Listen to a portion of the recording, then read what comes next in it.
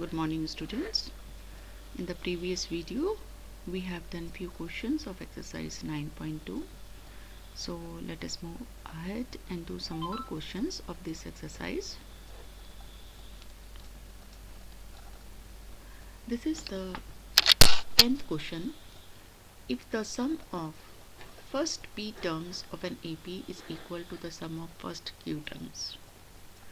ये हमें given condition है कि स्टार्टिंग से p टर्म्स तक का सम q टर्म्स तक के सम के इक्वल है. हमें p प्लस q टर्म्स का सम चाहिए. अब नंबर सम निकालने के लिए हमें n, a और d की रिक्वायरमेंट होती है. n तो हमें पता है, p प्लस q टर्म्स का सम चाहिए तो n is p plus q. a और d हमें नहीं पता है तो a और d हम इस गिवन कंडीशन से निकालेंगे कि sp इक्वल टू sq.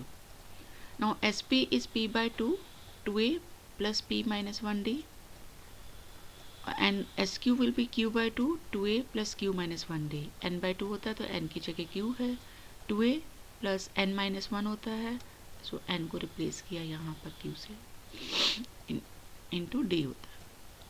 यहाँ से 2 2 कैंसिल हो गया और बाकी टर्म्स आप ओपन करेंगे तो 2ap plus p square minus p into d equal to 2qa plus q square minus q into d आया.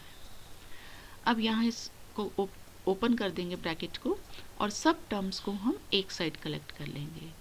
इसमें से a वाली टर्म्स एक साथ लिख लीजिए और and collect all the terms containing d together. Then we get 2p minus q into a plus p square minus q square minus p plus q into d. लेकिन यहाँ पर हम p square minus q square के factors कर सकते हैं, p plus q into p minus q. तो इसको भी p माइनस क्यू बनाने के लिए हम माइनस कॉमन ले लें तो ये p माइनस क्यू बन गया. अब इन दोनों टर्म्स में से p माइनस क्यू कॉमन, तीनों में से p माइनस क्यू कॉमन आ जाएगा and with in bracket you are left with 2a, from here p plus q and from here minus 1 into d equal to 0. अब p is not equal to q, so p minus q cannot be 0, so it is not possible that it is 0. So we have the condition that 2a plus p plus q minus 1 into d is 0. Now we have to find the sum of p plus q terms. So sum of p plus q terms is p plus q by 2, 2a plus n minus 1 होता है तो p plus q minus 1 into d. लेकिन अभी ये हमने ऊपर वाली equation में प्रूव किया है कि this quantity is 0, so it becomes 0, so we get the sum of p plus q terms as 0.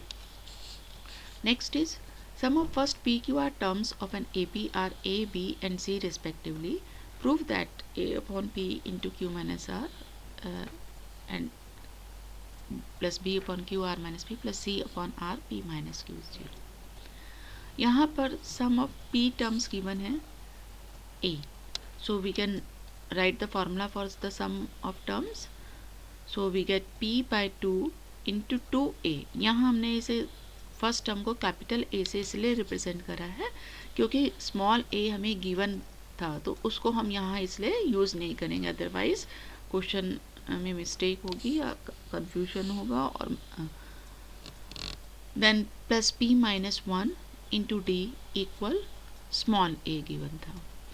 तो यहाँ से क्योंकि हमें a अपॉन p चाहिए तो और 2 से हम इस इक्वेशन को डिवाइड कर देंगे तो हमें मिलेगा a plus p minus 1d by 2 equal to a upon p.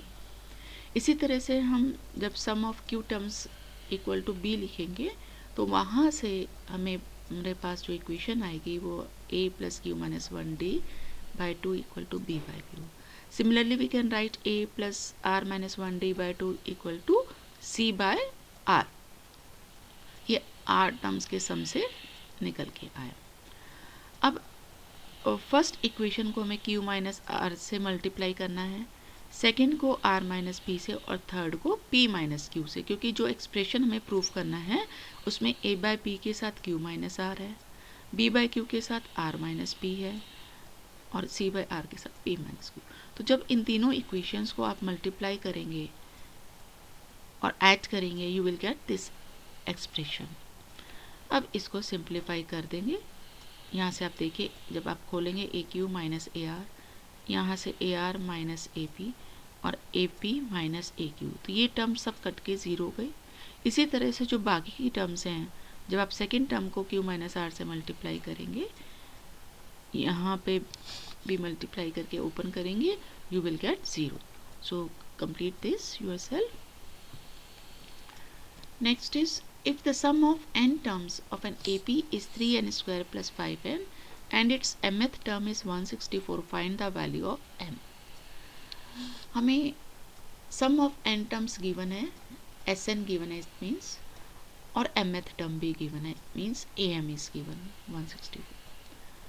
तो सबसे पहले हम जो सम गिवन है, इससे हम n को 1 2 रख के s1 s2 रख के हम a और d निकाल सकते हैं। जब भी सम गिवन है, with the help of that you can find a and d. So when you put n equal to 1, we get 8, and s1 means the sum of first term, one term only, and one term is first term itself only. So a1 is equal to 8. When you put n equal to 2, you get s2 as 22, and s2 means sum of first two terms, means a1 plus a2 is 22, and a1 is known as 8, so a2 becomes 22 minus 8, that is 14. तो a1 और a2 जब आ गए, तो इन दोनों का जो difference होगा common, that is called common difference. So d becomes a2 minus a1, that is 14 minus 8, 6. अब a और d हमें पता चल गए हैं। अब हम mth टर्म का फॉर्मूला अप्लाई करके m की वैल्यू फाइंड आउट कर सकते हैं। सो a plus m minus 1d equal to 164. Put the value of a and d here, and then we can find m by simplifying as 27. Next is, a man starts repaying a loan as first installment of rupees 100. If he increases the installment by rupees 5 every month, what amount he will pay in the 30th installment?